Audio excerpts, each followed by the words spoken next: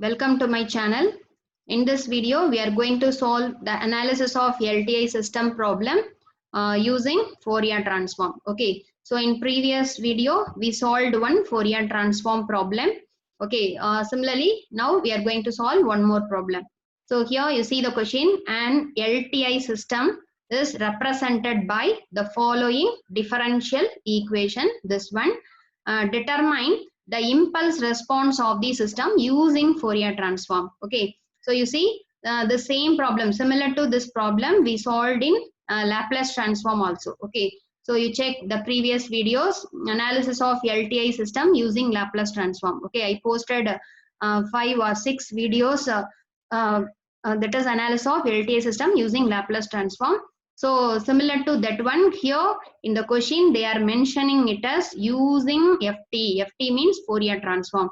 So compulsory we have to solve this problem using Fourier transform only. Okay, if they are not mentioning only the system equation given, determine the impulse response of the system, means you may use either Laplace transform or Fourier transform.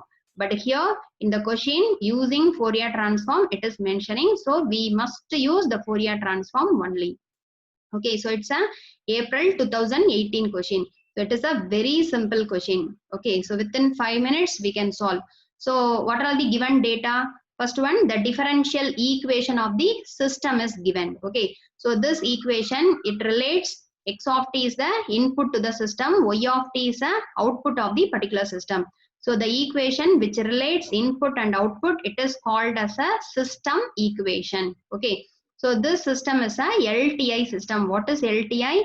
Linear time invariant system. Okay, that system is a linear system as well as the system is a time invariant system. Okay, so what is the question means? We have to determine impulse response. What does mean by impulse response? Impulse response means small h of t. Okay, so how to calculate impulse response? So you know the definition of impulse response. The impulse response is nothing but the response of the system for the given input is unit impulse signal. Okay, so in the x of t, in the place of input we have to put del of t, means it is a impulse response. The output y of t is said to be the impulse response. And another one thing is that the impulse response is nothing but it's a inverse Fourier transform of capital H of j omega. What is capital H of j omega? Frequency response. Okay, then another one thing is that it's an inverse Laplace transform of h of s, transfer function. Okay, so now we are going to use the method Fourier transform. So that's why first we have to take Fourier transform for the given differential equation. Okay, so this is the given differential equation, you just write. Then we have to take Fourier transform for the above equation using the differentiation property of Fourier transform. So you know that. So what is the 2-time differentiation of the output y of t? The Fourier transform answer is that j omega squared into y of j omega. If it is a Laplace transform means s squared y of s.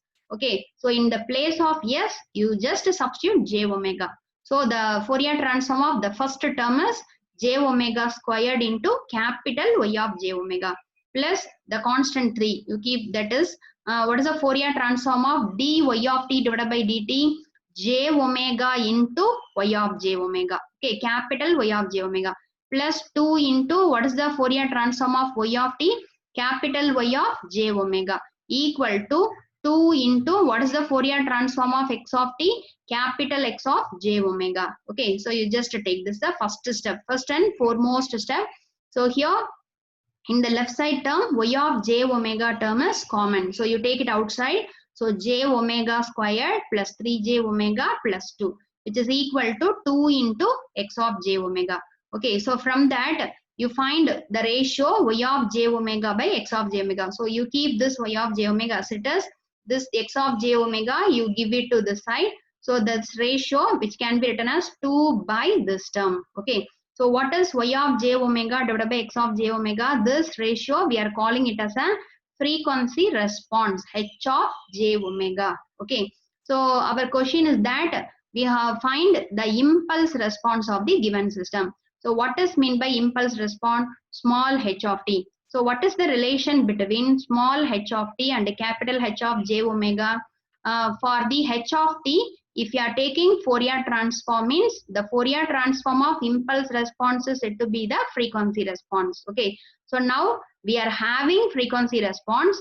We want to find out the time domain impulse response. So what is the thing we have to do? So the h of t is calculated by inverse Fourier transform of this h of j omega. So for the above equation, 2 by j omega squared plus 3j omega plus 2. So for this thing, we have to apply inverse Fourier transform. Okay.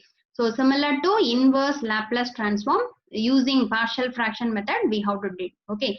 So we are going to do the inverse Fourier transform of this h of j omega. So what is the first step? So you see the denominator polynomial. The denominator polynomial, it is a second order equation of variable j omega. So first one, we have to factorize this denominator polynomial into single roots. So if you are factorizing this, so we got j omega plus 1 and j omega plus 2. So the roots are minus 1 and minus 2. Okay. So then in partial fraction expansion, this h of j omega, we have to split as a by the first term j omega plus 1 plus b divided by j omega plus 2. So you consider this is a equation number 2. Okay. So what's the next thing? So you know the method. So we have to find out the value of the partial fraction coefficient a and b. Okay.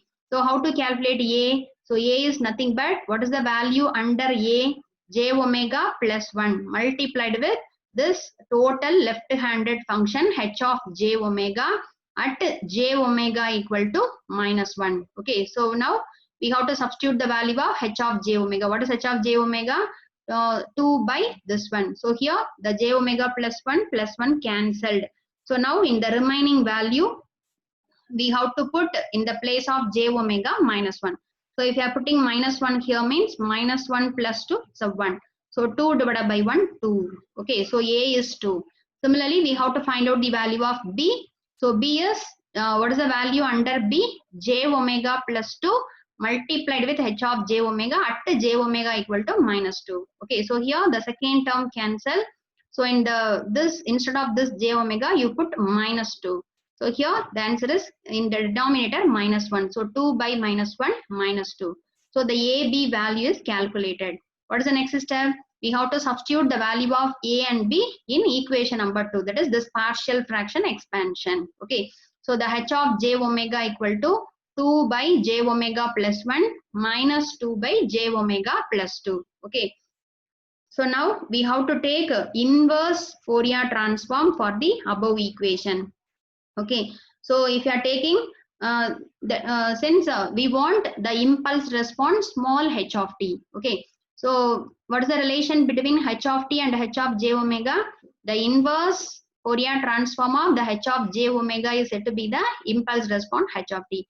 So you just apply inverse Fourier transform. So the inverse Fourier transform of h of j omega is small h of t equal to inverse Fourier transform of the first term minus inverse Fourier transform of the second term. So you see this one, so you take 2 as a constant, use as it is, the remaining 1 by j omega plus 1. Okay, you know the signal e power minus exponentially decaying signal e power minus a t u of t. The Fourier transform answer is 1 by j omega plus a. Okay, so you see the answer is similar to 1 by j omega plus a. In the place of a, the 1 is there. Okay, so what's the inverse Laplace transform of this one? E power minus 1t. So sorry, here I am mentioning 3. It's not a 3, it's a 1. Okay, e power minus t u of t. Similarly, minus 2 into e power minus 2t into u of t. Okay, so you just ignore this 3. Not it is a 3, it's a e power minus t. Okay, so e power minus t into u of t minus 2 e power minus 2t into u of t. So this is the impulse response of the given system. Okay, so this is a one type of problem. So in the previous video, system equation is given and we have to find the frequency response and output y of t we calculated for some input. Okay, in this problem The question is differential equation is given. We have to find only impulse response. Okay. So you just find frequency response, and for that frequency response, if you are taking, this is the frequency response h of j omega. So for this frequency response, if you are taking inverse Fourier transform, means we will get the answer as a impulse response. Okay, so it's a one type of problem. So it's a very important problem. So maximum the Fourier analysis of LTI system using Laplace transform and Fourier transform problem will come from this third unit. Okay, so don't forget to study these topics. Okay, either Laplace transform problem or Fourier transform problem, compulsory 1 13-mark question or 2 8-mark 7-mark question, they will come. Okay, so thanks for watching my channel, and in the next video we are going to solve one interesting problem using this Fourier transform. Okay, so keep watching. Thank you.